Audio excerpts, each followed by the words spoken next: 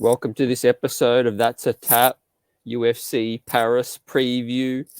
Je m'appelle CT. Bonjour, DJ. Jabberpals DJ Bonsoir, if that's how you pronounce it. Welcome, CT. Yep. What's good? What's going on? I'm super excited. You know, man. this action never stops. Yeah, and you us got your fight mustache fans. going. You got your mustache ready for UFC Paris. I mean, when was the last time we did a split screen? We've always been together in studio to do this, you know. I think after a while we're back to split screen. But man, need of the hour, big card. We got to do it. We got to break it down. You know, some of our boys are fighting, representing the land down under. So here we are to break it down and obviously, look ahead and see what's coming up. Yep, absolutely, man. Our grueling schedules. We're doing this late night. Night.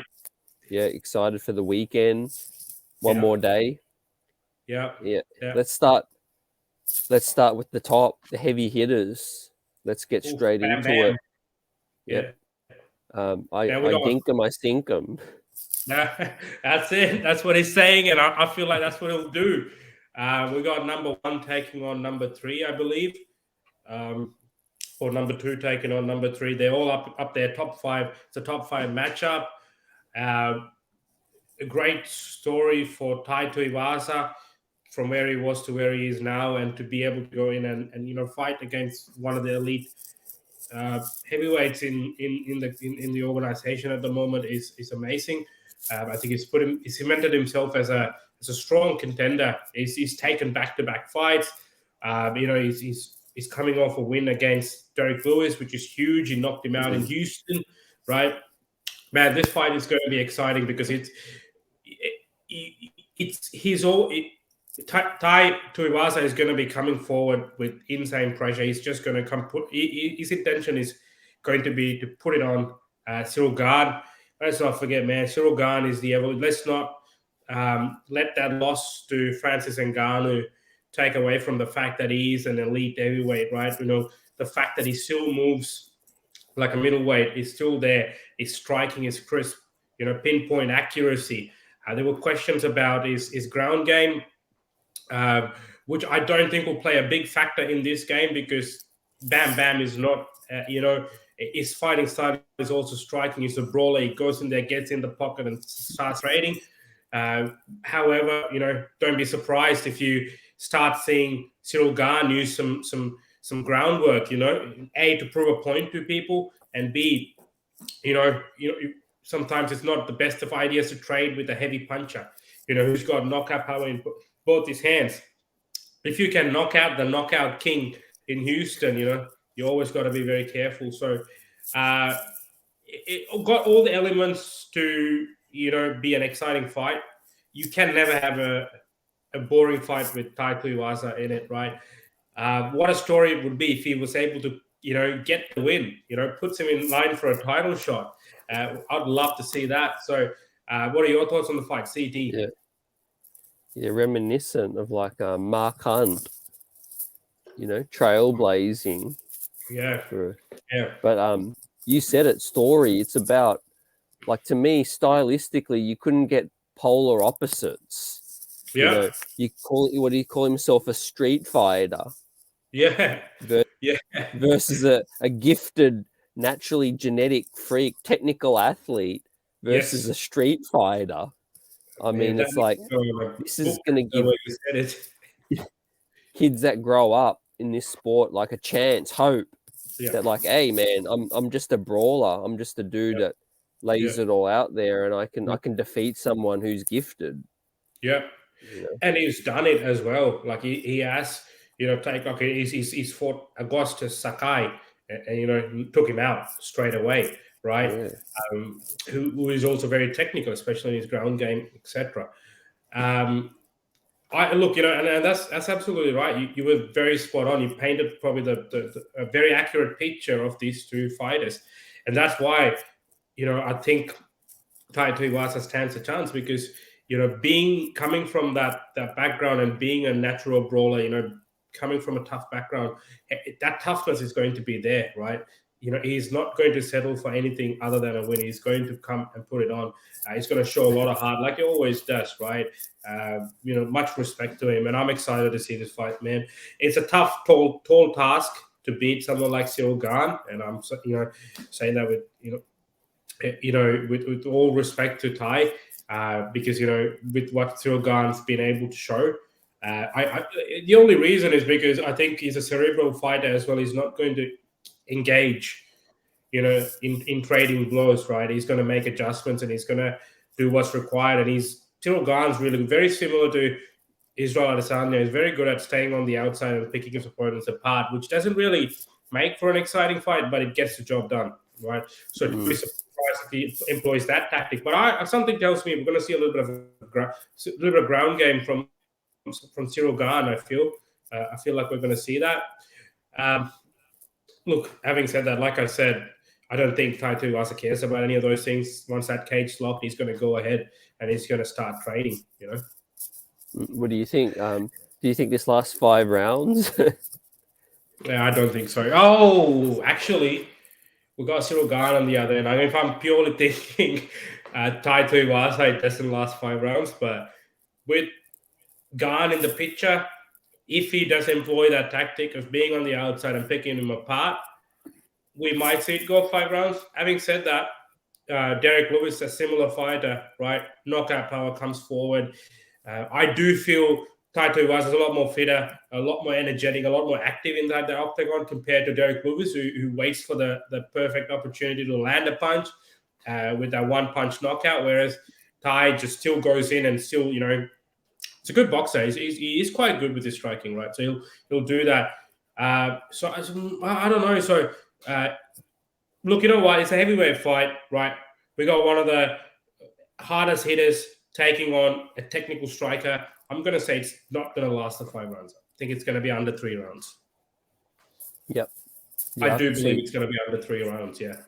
Yeah, I could see that. Yeah, I don't think either of them really want to drag it out. Cardio is going to be an issue.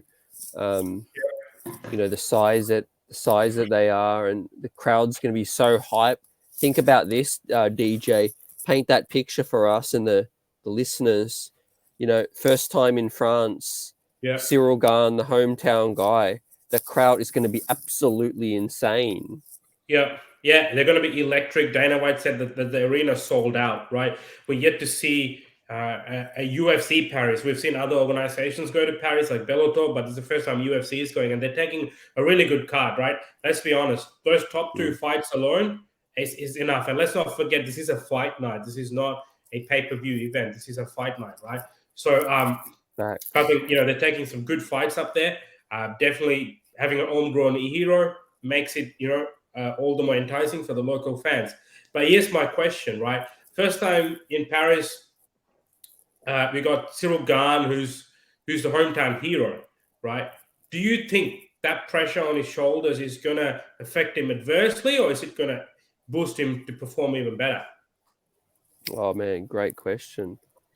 I'm going to lean towards it's going to boost him. Yeah. Boost him. I think he knows what lies next. I think Dana did say today or in his last press conference that a win, even though he lost to Gane, a win would get him right back up there, immediately. So it's all on the line for these two. Yeah, correct. Yeah, even though he lost to Francis, it's just, especially for Gane, he's only lost to Francis, right? If he does win, I think Isil will. There's a lot going on in the heavyweight division at the moment, right? So I feel like he'll have to either wait or take on another fight, right? Because John Jones seems like they're locking him in for the December card. It's either going to be Stipe or it's going to be Francis by the looks of it, but Francis is saying he's not ready. So I don't know. Stipe's been unusually quiet, but then again, Stipe's always been quiet. He's not the type to, come on Twitter and give his 2 cents. So maybe that fight's happening in the background, and they'll definitely slap an interim title on. But the how that impacts these guys is the winner of this fight will have to wait till that interim then gets unified with the champion, and then they'll get the chance to fight. But in while they wait, if they want to take a fight, they can. I think let's not forget Curtis Blades, is coming off a victory as well, to Dorcas, and he's waiting there. He could be a matchup for the winner of this fight, right, to determine the number one contender. While the other guys at the top play out. Let's be honest, the moment John Jones says he's coming in, everyone's going to make way. They're going to make that fight. They're going to try and make it an interim title or a title fight. They're not going to make John Jones fight just a contender, right? Yep. So look also to that. I'm gonna hit you for a follow up on Aspinall. What was diagnosis with that, and how long? Well, he had to go into further surgery because he put out an update. Can't remember exactly what it was. It was something to do with the knee, but that he did tell that it's going to put him out of action for about 18 months. Oh, yeah. Okay. So we won't see him till next year, right? I think we see him back. Best case scenario when Leon Edwards fights Usman in the UK, right? Provided they do it in March, April. But even that might be too soon, right? But yeah, Tom Aspinall is another big player, man. Like, yes, that's right. While Curtis Blades won against Dorcas, his most recent fight was to Tom Aspinall, and it ended in that sort of injury. We're still giving Blades the win, but still makes Blades a contender, man, right? Don't be surprised if Blades calls out the winner of this fight, right? Yeah. But the winner of this fight should call out the champion, or John Jones. That's it. You know what I mean? Just call out John Jones, or the Francis champion. Should be back. Francis before Aspinall, right? Yeah, Francis should be back before Aspinall. I think Francis wants to fight January. I think. Oh yeah. From what I heard. Not from Francis, just to read to that. But man, let's do predictions, right? Yep. So we got Cyril Gane taking on Bam Bam Tuivasa. Who are you going to take for this fight? I've actually been going back and forth. This is things just really tough. I really, really respect Gane, but for the sentiment side and the fun in this whole story. We bring that back to the story you mentioned. I just think it's just a snowball. That's just a wrecking ball. That's just going to continue on this run. And I'm going to say Tuivasa with a TKO in round 2. Yeah, man, count me in. Same prediction. Bam Bam, man. I'm going with Bam Bam. Like, call it that I'm being a bit biased. Well, he's got that power, man. Like, you never know, right? He lands and that's it, right? And he's fearless. He just goes forward. And what a story that would be if he were to fight for the title and, even win the title. You never know, right? And I like everything he says. Like, he's very honest. What we see is what we get with him, right? He talks about wanting to fight the best. He doesn't care, win or loss. I want to fight the best. That's what he said about fighting John Jones when he was asked about that. So, look, he's very exciting, right? Man, he's got fans all over the world, not just here. But he's a very popular fighter. I think, the Shui, man, they even did in the pre-fight promo. They didn't actually do the beer, but they did like a Shui with him and Gane when they faced off under the Eiffel Tower. Because I knew that was coming. It's iconic, right? You're in Paris, you need to take a photo in front of the Eiffel Tower. So. But yeah, I'm going with Bam Bam. Like, I think he is right now where we thought he will be about 4 or 5 years ago. Remember that time when he fought in Whittaker's undercard, right? And he got knocked out by the polar bear, Sergey Spivak, right? Like, he was coming up the ranks, and then he did that main event with Junior Dos Santos, lost in I don't know, was it in Adelaide? Yeah, I think it was in Adelaide. And then then since then, it was up and down for him. And then, I don't know, he made some changes. He's moved his camp to the UAE.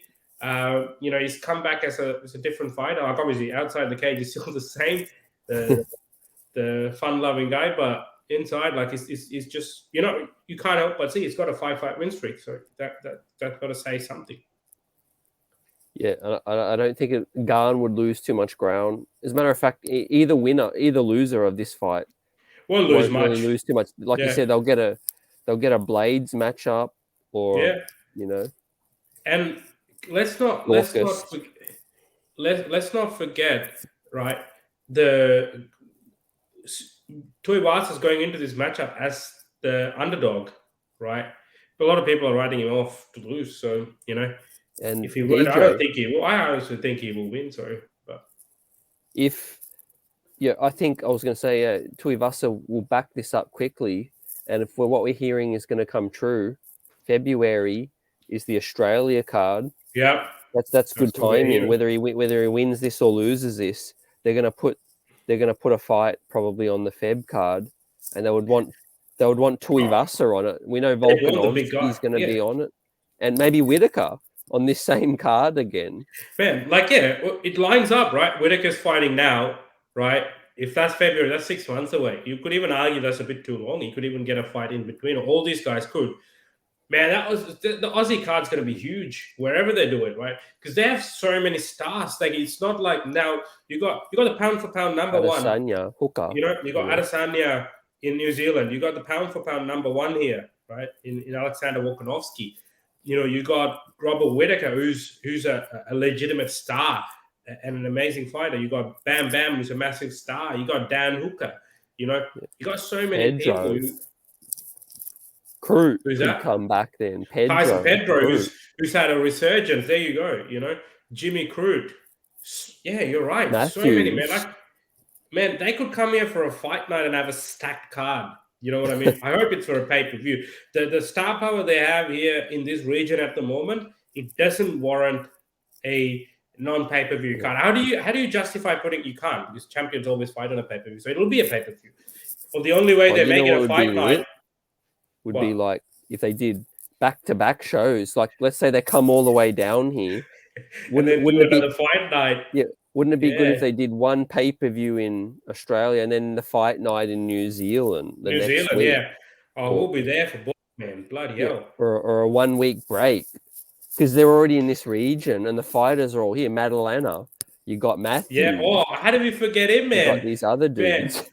Yeah, he's lit up the scene so big. Yeah, he's there. Madalena, so many. They could Jake Matthews, 2 cards. Jake Matthews is there, man. If when they come here, they're gonna have a big problem setting up fights because there's so many great fighters in this region. So I thought you were gonna suggest, do it an hybrid event and add Cambosa's Haney into that. Kai Kara, Kai Kara might want to fight again. So many. Oh, it'll be great. Like I hope they come. I hope it comes to fruition. But nothing works better to press for that than both the Australian dudes, racking up a win in this Paris card. There we got Bam Bam and Whittaker. And that leads us to that fight, the co-main. Look, I'm not going to lie. For me, the fight that I'm most excited about in this whole card is that fight, the co-main event, right? The most excited and the most nervous, right? I'm a lifelong Reaper fan, right? Win or lose. And every time he fights, I got my heart in my mouth. Especially the way he fights. Sometimes he just lunges in and out, and then that time when I guess it's just bad memories of Adesanya catching him. But yeah, look, we got again Whittaker and Vettori, right? I believe it's number 1 and number 2 or 3 again, a top 5 matchup, right? 2 great fighters, to be honest. We've got to look at it objectively. 2 great fighters. What are your initial thoughts on this, CT? Oh man, I'm with you on that. To me, it's probably the most exciting, and can't sleep on Vettori, like you said. Yeah. I just think Whittaker's in this prime of his career right now. Like I seriously think he won the belt early, but I really think sort of the break did him good. He said he's trying new things in training just to make things fun. When he's smiling, that's when he's enjoying this thing the most, and that's when he's most deadly in the cage. And he even said in his own words, he fights better on the road. Like when he gets to concentrate, be away from family, like the pressure, away from the pressure of the hometown, environment. I think Whittaker fights the best on the road. Like I think he does. I think we're going to see a dominant performance. Well, hopefully, right? I think what we spoke about Gane before in terms of home crowd pressure, that's a prime example of how it adversely impacts someone. He obviously didn't enjoy. Look, let's not forget he's had success in Australia fighting here, but that big stage with the title maybe got to him, but it could be a one-off. But yeah, look, he fights better on the road, right? He's got a 100% record in UAE. Every time he goes to UAE, he wins. He got a win over Darren Till and a win over Kananaya. So, man, it's look. Whenever someone says Robert Whittaker, the two words that pop up straight away is technically sound and well-rounded, right? Wherever the fight goes, is capable, right? He's an elite striker, right, and an extremely, extremely good grappler, right? So we got a well-rounded fighter in Robert Whittaker, and it's telling in the results, right? He's lost to only the champion in Israel Adesanya, which the last fight was such a close fight that some people did believe that he won as well. So you know what I mean? So that speaks volumes of the caliber of fighter he is. And then we got on the other side Marvin Vettori, right? The dream. Again, like the dream, the Italian dream, right? It's a very tough fighter. The first word that comes into mind is tough, right? Very similar, in terms of coming forward and just fighting his fight, right? A sort of a bully of sorts in the cage. Sometimes in the lead up to the fights as well, right? We've seen that with him against Adesanya. Wonder how the lead up will be with Whittaker, right? Because we know Whittaker's a very respectful guy, right? Well, we've seen, Marvin Vettori with his past opponents really raging with them and, those kind of things. So it'll be good to see how that. I'm actually excited for the face-off to begin with, right? And then from there, like obviously the fight. It's a lot closer fight than people are not giving Marvin any credit here. He's a great fighter. He's in the top 5 for a reason, right? He hasn't been finished at all yet, right? He's a very tough fighter. It's hard to knock him out. Let's not forget his last fight was against Paulo Costa, with a whole drama of weight cuts and weight loss, and they ended up fighting at 205, right? And then he kept accepting every single change, and he went and he beat Costa, right? He took some heavy shots from Costa, and Costa is a strong dude, right? To be able to take those kind of shots from a guy like Costa, especially from being a 205 at the time, it speaks volumes of his toughness. I think, any thoughts, CT? Any thoughts on Marvin Vettori's fighting style? Yeah, just really, really hard hitting. When I look at Vettori, I hear Vettori. I don't think outstanding technical ability. Yeah. I just, like you said, he just brings that. He comes forward. He brings toughness. To me, he's a little stiff. Like he's a little slow. Yeah, he's very stiff. Yeah. Well, I don't want to call him slow, but yeah, he doesn't really. Speed isn't a strength of his, and I feel like he's a little rigid. Because you see Whittaker, he's just like silk out there. He's just smooth moving. Man. I love watching Whittaker when he's on song. It's amazing. Yeah, he could jab him. I think Whittaker could easily just jab him to death in this fight, because I think he's way too quick. I don't see Vettori getting out of the way of those jabs, but he will keep coming forward. He will keep coming forward, man. He's good. I think his fighting style is grinding his opponent out, right? Vettori grinds his opponent out, right? For pressure, take him down and just grind them, right? But how hard is it going to be to take someone like Robert Whittaker down, who's extremely talented in his wrestling, right? Extremely capable in his wrestling, right? How do you do that? And you're right. Like, he's going to be in and out. I think Whittaker's, I went and actually watched his fight against Gastelum and his fight against Kananaya, and how much success he had just with the jab, right? And let's not forget his signature move, which is the 1-2 left high kick, right?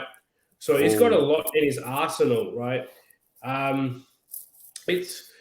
But that threat from Vettori is always going to be there, right? It's always going to be there. Vettori can knock you down, knock you out. He can grind you out. He can submit you, right? There is that threat. There is that level of threat, right? Let's not forget it's a 3-rounder. It's a 3-rounder, yeah. Yeah, if no one can knock each other out, the scoring's going to be critical. That's the thing, man. That's the thing. Like, you don't know how those judges are up there, right? I don't know. Like, I do feel it goes to a decision, though. I don't know. I'm just feeling it. I'm feeling it's going to a decision. But before we go into predictions, let's just see if either guy wins. What's next for them, right? Let's not forget their recent opponents, right? Martin Vettori obviously had Paulo Costa, but before that was the champ Adesanya, and then for Whittaker it was Adesanya, right? And they're coming off. One is coming off a very close decision loss, whereas the other one's coming off a fairly dominant loss, right? So it was a 5-0 shutdown compared to, I believe it was a 3-2. Some people believe 3-2 the other way for Whittaker. So what do you think is next? Like, obviously, I don't know, like a title shot's not likely straight away, I feel. Yep. For Whittaker, it's a shame because, like, he's lost twice to Adesanya. Yep. I understand, like, it's hard to see that again so soon. Not saying it won't happen in the future. I'm a proponent of those two fighting again. And same. Maybe DJ, it might be in a different weight division. But with that said, with the weight division, we've heard the recent talk that he's very open and to exploring 205. Yeah. And I think that's probably the most likely thing, because waiting and then taking another middleweight fight, if it's not Adesanya, it just does not make sense for Whittaker. Like, he's just that much better than anyone else. He just happened to lose twice to Adesanya. Yeah. So, put it on pause, put middleweight on ice. He's the second best middleweight by a mile. Move up to light heavyweight and try and win a belt there. Yeah. That's not a bad idea as well, right? Like, even if he were to lose, doesn't do any damage to him in the middleweight division, right? His ranking still stays intact, right? It takes the risk. Yeah, that could be smart. I don't know. I don't know if it's too soon for him to think 205, but he is very clear that if he goes to 205, he doesn't want to come back down to 185, right? He wants to be methodical. Really?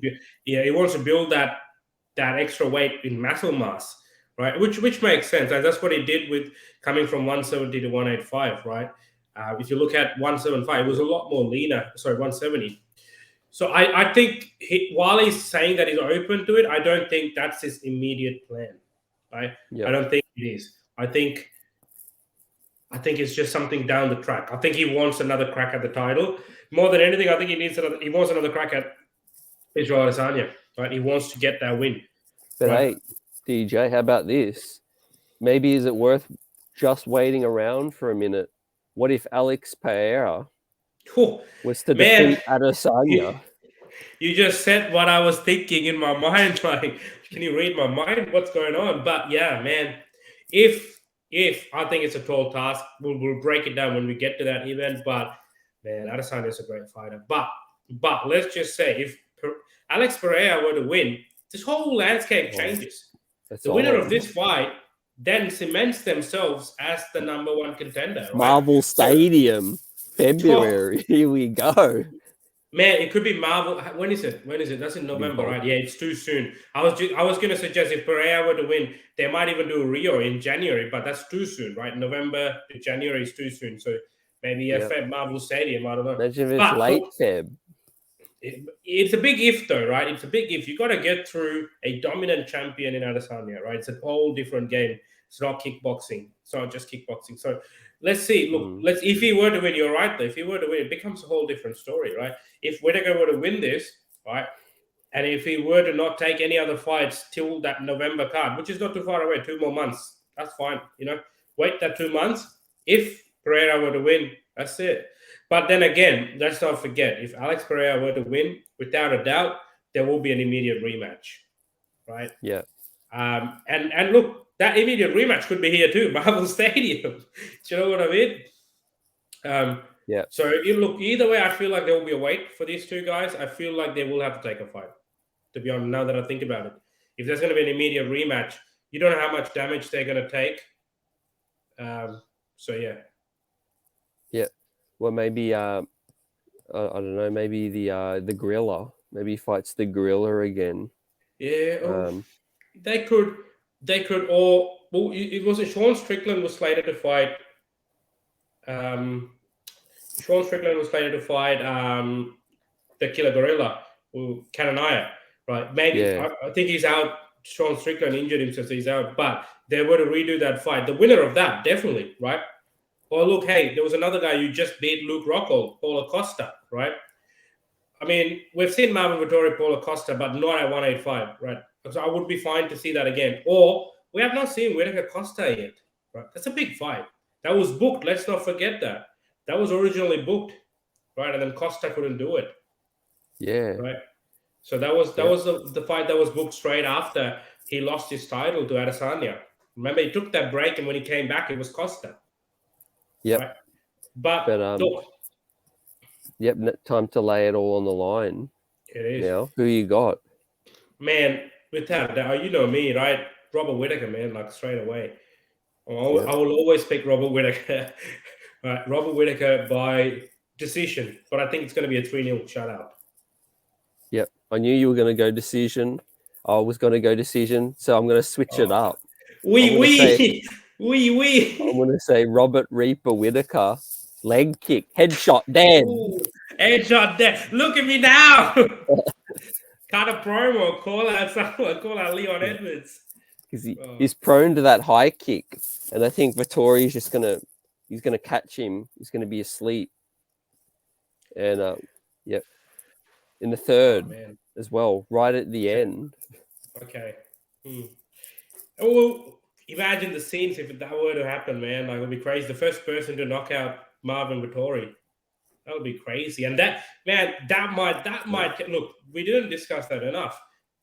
A dominant finish by either fighter could then catapult them to that title shot, right? Could you imagine, right? If just like they had a fight like what Leon Edwards had the other week, right? You just got to be aggressive and call it out. Say, hey, Adesanya Pereira, the winner of you, I got you. I'm ringside. Here. No one else is close to me. Come down in Paris, we throw down again. Yeah, that's true. That's what Whittaker. He's just quiet. He loves. He lets his fighting do the talking. It works for him. There's a lot of respect. I saw fighter predictions and the amount of respect that they have for Whittaker. Like all these fighters in all these different divisions, like he's a very light fighter because of how he conducts himself. Yep. And he's been clear about it though, right? But there's no harm in, you don't have to be loud on the mic, right? You can just drop a name, I reckon, But look, it all depends on that finish, right? How it comes. Either a flashy knockout or like a decision, but a very dominant win, right? So either one of those. So let's see, man. Let's see. But like I said, I'm super excited for that fight, and I'm super nervous for that fight too. So, but I will be watching. I'll be glued to my screen. Right? Yeah, definitely. The good thing is it's on our non-pay-per-view, subscription platform. Yeah, so we can watch the whole thing. We can even watch the thing on the go if we need to, really, right? Rest of the card, we got some good fights. We got Joaquin Buckley fighting in the prelims. Who's fighting Imanov? Whenever Joaquin Buckley fights, we can expect fireworks. And I think they placed that fight strategically there to get the viewers in early, right? Which makes sense. It's a known name, right? That knockout of Kanganasai echoed across the whole globe, right? So then see this name, they jump on. So they want to watch him fight, and they'll just stay on because the matchmakers are expecting that to be a great fight. So however the fight goes, they think if fighters tune in then, if not at the beginning, then they will stay on to watch the rest of it, right? That'll be one that if one other lower main card fight falls out, that Buckley one I think will be the one that they would slot in. So correct. Maybe they're just keeping that. Yeah, I was surprised that he wasn't in the main card, but then I gave it a bit of thought, and I'm thinking, look, that's probably the reason, get those viewers in early, right? Yeah. Because think of it, right? This will never happen, but if you have Robert Whittaker and Marvin Vettori fighting that first fight of the night, we're going to start watching by then, right? And then we'll make sure we stay on for the rest of the card. So I think it's just getting their viewers in could be their strategy. We also got Charles Jourdain fighting Nathaniel Wood. Oh, right. Nathaniel Wood from the UK and Charles Jourdain from Canada. Somewhat of a quick turnaround for Jourdain because he fought Shane Burgos in July, mid-July. And I think he picked up this fight. I think someone fell off and he picked up this fight. Look, man, if you're an MMA fan, it's simple maths. You see certain names, you tune in to watch, right? And Charles Jourdain's one of those fighters, right? I don't know if you recall that Sparta kick in the middle of a fight where he kept screaming and he kicked his opponent, right? It was just crazy scenes, man. Even his fight against Shane Burgos, a lot of people thought he won. Very, very exciting fight. Exciting fighter. Always brings it, I'm very excited for that fight too, man, to be honest. Yeah, same with Nathaniel Wood, let me say that. Nathaniel Wood's a similar caliber fighter, so yeah. Yeah, absolute fireworks to start that one, I think. Yeah. Another promising UK fighter. Another very promising UK fighter who's been on a good run lately. Had an impressive win in the most recent London card. So yeah, exciting, man. It's an exciting fight. We obviously got Huck Prust in the main card. Yep. As well, who's famous for being the doppelganger of Gastelum. Gastelum. Yeah. And then he fought Dan Uka, let's not forget that. Right. Yep. And then he comes from the Chirico. Yeah, we got the Chirico. Kopolov. Yep. Yep. Yep. And just to go back to APPETIT, he comes from the popular TriStar gym, which is the home gym for the one and only legend, the greatest of all time, GSP. Right. Oh, okay. But I saw online there's a little bit of bad blood. We did not do much about it, but I think Makadesi, his opponent was saying they used to train together, and he just didn't like, them fighting, and so he's not a fan of APPETIT anymore, is what he was saying. So that bad blood could lead to a little bit more of an exciting fight there too. So yeah. Also, DJ, I think the Gomes errands, forgive my ignorance, but yeah, something tells me one or two of those guys are local guys to could be, to add some of the local interest. Yeah, could be. Even in the prelims, right? Like these fighters that they put in there could be locals. They could be great fighters. I mean, if you're in the UFC, you're a good fighter, right? So, because that's what they tend to do. They go all the way there. If they got French fighters on their roster, they would have saved them for this. Saved them, yeah. And Dana said it was a long road to get to Paris. A lot of paper, a lot of stuff to be done. So it's good. So they obviously want to deliver. They want to make a mark. They'd want to replicate UFC London. This is literally the best time to be a fan. Given what we got with Leon Edwards in Salt Lake, to have this, which is basically a pay-per-view in my opinion, and then a pay-per-view next week as well, which has been beefed up. Yeah, I mean, we're smack bang in the middle of fireworks. Man, I feel like it's like you're on the fifth gear now, approaching the end of the year, fifth going into the sixth gear. We're going to smash through this year with some back-to-back crazy events, right? Oh, yeah. Abu Dhabi, MSG. Man, my all-time anticipated card is the Abu Dhabi one. Yep. Yeah, that's a big one. MSG is a big one. Oof, man. Oh my. But we're excited for this. Obviously, we'll be previewing next week's pay-per-view as well. But I'm going to have fun on the weekend with this one. And I know you will too, everyone out here. Of course. Yep. Man, and, super excited. And I'm also excited to break it down afterwards with the one and only CT. Yes, sir. Yep, definitely. Don't sleep on these prelims. Buckley, I'll be watching that. Yeah, and hopefully there's plenty of.